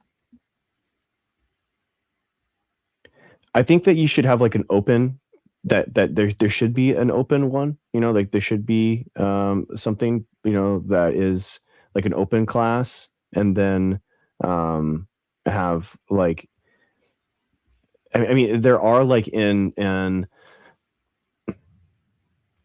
so it really matters. Like professional sports, yes, I think so. Like you have an open class and then an XX, the class, and then for like high school level and down, I don't think that there should be the co-ed should be everywhere. I think that this problem actually is specifically the problem is basically because we have this intermingling of professional sports with college athletes, and that's kind of like the problem. You basically, in my opinion, like professional college sports should not be allowed at colleges and universities, and you should only allow co-ed stuff. And basically, the professional leagues should have their own minor leagues, and those should be outside of universities and colleges. This is very radical. I think that universities and colleges should be focused on learning. I know this is crazy, but having these professional leagues having their own minor leagues, and then basically the minor leagues and the major leagues of these professional sports, you basically just have them as a government. I think that you basically make sure that they're not discriminating against anyone. You shouldn't have the government sitting there like dictating, what is a 3-point line? Like how many feet is that? Like or like any Does the type. government do that now? Well, I mean, theoretically, like with like any type of hormones or any, Oh, okay. what I mean, like that kind of thing. I mean, like the professional league should be set there and be its own thing, and then you should have co-ed, stuff at the college level and down, and that would then you'd have like non-discrimination clauses. Basically, the government should like be looking into these things to make sure you're not discriminating against people based off of immutable characteristics and that kind of thing. That would make more sense for me. But personally, yeah, I mean, you'd have like an open class, and then like women's sports, I think is something that exists because we created it, but we've never really seen this world that we are creating through pharmacological methods again, where like we don't really know what someone who's had like hormone blockers that never went, that had arrested puberties, and then they were kind of like grown up into their chosen adulthood, like how do those groups like compare against their birth versus ideal gender? Like we don't know, like the we don't have like long-term studies against that. We don't, like right now, like obviously skeletal bone density, lung capacity, that kind of stuff is different, but like that's just because these people haven't been they've transitioned later in life. But like early and young years, if people do transition early enough, like we don't have those long-term like justifications in order to say that they're so different that they have to be in their own thing. So I think that's probably what the future is going to be, where you have people deciding at a younger age to go down those paths, and like you don't really need to. Then the government would step in and say like, well, they have the same bone density, they have the same like skeletal muscular features as someone else, so now you are discriminating against them. Does that make sense? I think so. I don't know. I find these questions interesting. And I could go even deeper. Spending all this time debating, I've like been presented with all kinds of crazy scenarios. These are the things I'm presenting to you. No, these are good scenarios. Like these are things that I also constantly run in my head. Like that's why I ask, like when we get to the place of like you can do anything to your body, like, well, it doesn't make sense to me to have any sort of like real, like at least even at the professional level of like, if a woman can just like, well, pretty much when we get to the place of putting your head on a robotic body, like then like, yeah, I don't think there's any reason to separate. Yeah. I mean, as you create and you give more freedom for people to like use pharmacological methods in order to kind of like be their best self, like I feel like there's a lot of things just kind of like open up, and you don't really have worries like with trans people in sports and that kind of there, and there is a game, a set of games that is that specifically is for people who are enhancing. I think they're called enhanced games or something. I forget what they're called. Yeah, but they've created something like that. I'm not sure. I mean, I haven't been watching it. Okay. Well, last thing, and I'll have to leave some because my headphones are going to die on me. But we wore them out. Yeah. But again, on this question of harm, which is like how we started to like drift in here, is like if a person is doping, right, using whatever steroids, something that like has a harmful side effect, to get an advantage like in sports, and again, let's say it's allowed within the rules, should that be okay? Should a medical doctor be allowed to assist them in that? Right now, this is going to hurt their bodies eventually, right? But maybe the medical doctor could help them manage how, like like the side effects and and all that. Well, should that be allowed to, like like steroids or other enhancements? Should doctors be involved with that? So like I would say like whether or not a professional athlete has like done any type of pharmacological intervention, I would probably say like 75-80% have done it. It's whether or not they are competing while on it. That is the question. So No, but in this case, like they are, like the competition allows for them to do so, right? And like, okay, like looking at professional wrestling, this is a big thing. People died over this. With like the steroid use that was happening, and Vince McMahon didn't seem to give a damn about that. And let's say that this is known, right? Like they didn't talk about this, but let's say this is known. It's explicitly allowed. You can take these things, right? And then at that point, right, to win, there is an incentive to keep taking these things, right? To take more steroids rather than less steroids. Should that be allowed? I mean, considering that like there are going to be people who are going to just keep upping the ante and maybe a whole list of enhancements, right, to get just a little bit faster. But like that like encourages others to keep doing the same, and you have this downward spiral. Would you say this would be okay? Because they're all making the choice themselves. I mean, there's definitely too much, and we're a point where you have absolutely bad medical, health outcomes and sports outcomes. Absolutely.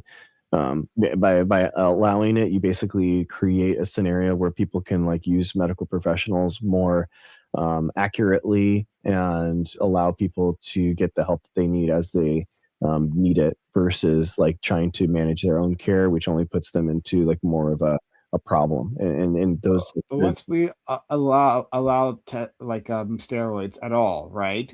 Then like what is the limit that we would place? Like once you like say that, oh, you can do this within the context of a game, then what limits would there be? Yeah, I mean that's a good question. I mean that's I think that you have kind of like using like kind of like an FDA guidelines, like what is safe and effective, and what we allow, what we would allow. I think that there would have to be like some type of like, I guess there would be some type of like banned list to just be at some point, just because it's like if something was like 99% risk and 1% benefit, and then you can't just be going through lives in order to allow that one person to become the champion, or you know what I mean? So it's like, but at the same time, like what the stuff that we're talking about is like 99% safe if done medically, like well. So it's like it's way on the side of the athlete doing it, and they already do it too. That's the other part, is that they already do it. I'm curious how, this is more or less me thinking on the fly. I'm curious how this intersects with, let's say, football, American football, to be exact. And I'm definitely, well, I don't think I've ever watched a full game of football. Okay, but so I'm largely ignorant on overall like the rules of the sport. But I know roughly how it's played in terms of bodies hitting each other. You slap the ball with a stick, and it goes into the net. Yeah, goes all on ice too. That's a Canadian American football. But like, so as humans maximize their performance, and let's say now it's more in your world of like athletes are stronger, they're bigger, they're faster. Like if the rates of CTE skyrocket in American football, which I think they're already, well, I think whatever, any percentage is bad, but I'd say already not that great. If it's like now if it's more or less like it's in the direction of like, I don't know, 30-40% of like retiring football players end up with CTE. Is that like a cost that you would be, and I don't expect you to have a definitive answer, but like, is that something that's like would be permissible to you, or like there's a limit of like, oh, there's maybe too many negative effects of this? I think you try to minimize it as much as you can. Like I mean, but at the same time, it's like a risk of doing business. You know, like in jujitsu, like there's a really good chance that I'm going to blow my knee or my elbow out at some point, and it's just like Well, I think it's a little bit different than CTE. Not that I'm an expert on it, but no, I'm just saying, like if you don't want any CTE problems, like you wouldn't go into football. You know what I mean? Like, I think that's kind of like what it is. There are interesting like cases of like removing shoulder pads and removing helmets that actually downplays the way that people can use their head. So you like more of like a rugby style tackle. So you're not spearing and you're not leading with your head. It's like boxing, right? When you add the gloves, people punch harder because they don't have to worry about their hands, right? Yeah, exactly. It's a false sense of safety type of thing. Like, oh, I can go even. Yeah, I mean that's how I would probably go about it. But yeah, they're one of the things. One of the articles that was in the list is like they're actually trying to create a new football helmet in order to decrease the directional torsion that is causing a lot of like subconcussive CTEs. So it is like technologically it might be like, you know, possible, you know, to diminish some of this stuff, but yeah, I mean, I think I think like if it was all enhanced and you had more people like you know, having more injuries because of that, yeah, I think that you would have. It's tough, man. I think that still has to be. I think that's just going to be what it is. The UFC notoriously kind of like went through this stage where everyone was on TRT and then everyone was off TRT. You could tell that USADA was banned, and then they came on and everyone was off of it.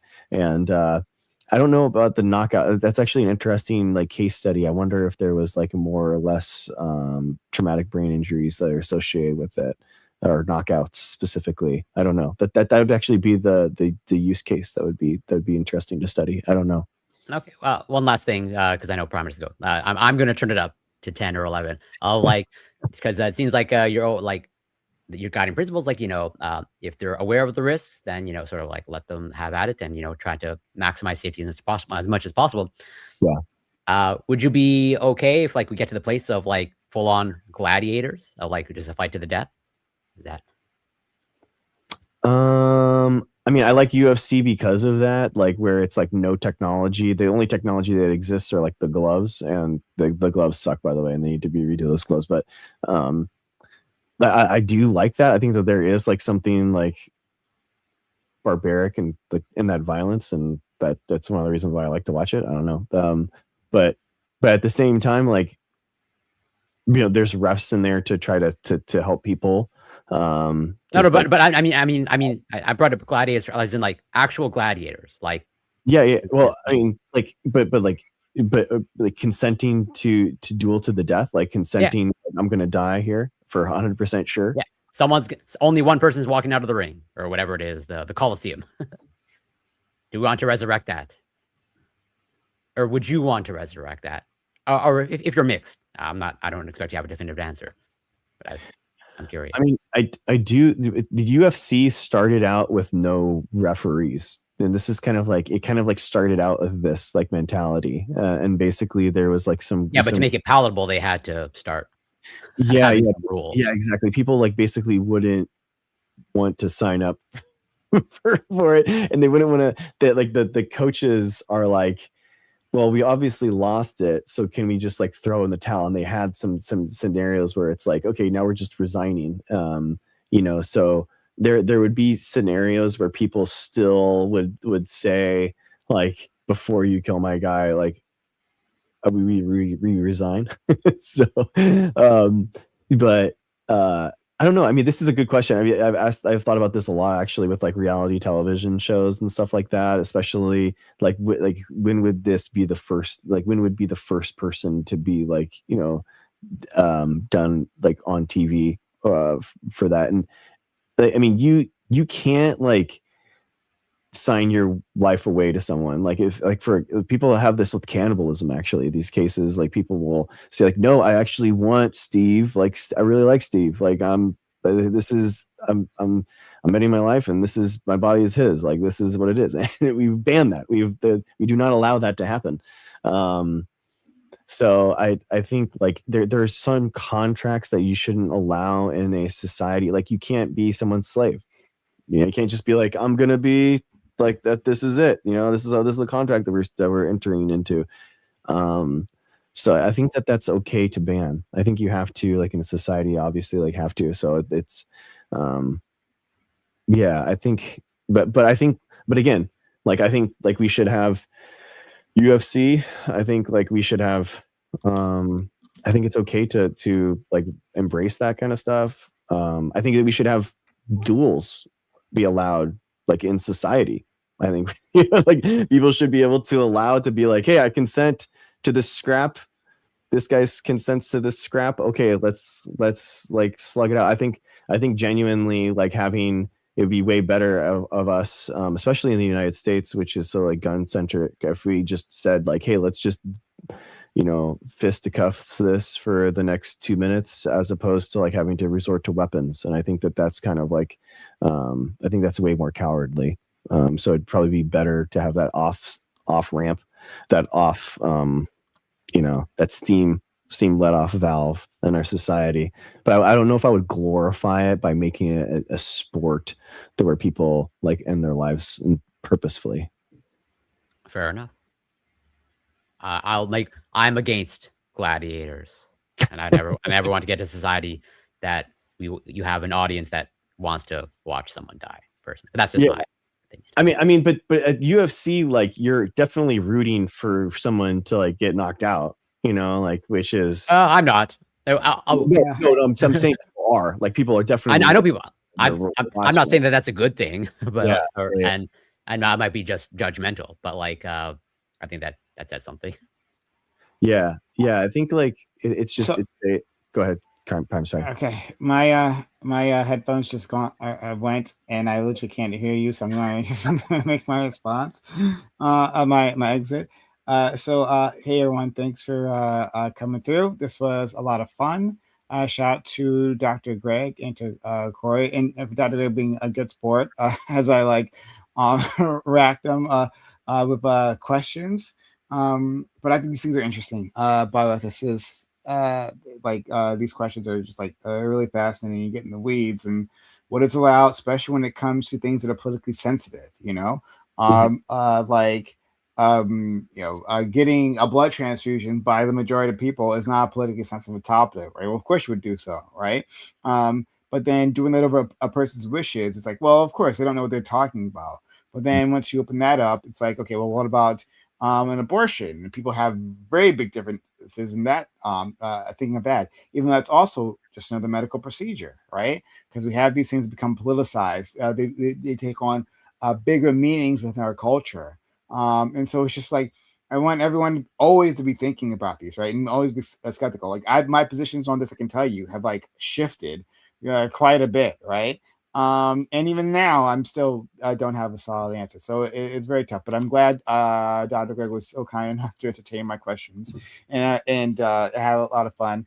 Shout out to my friend Corey. I might as well take this off because I literally can't hear anything. Any which way. Thanks all for coming through.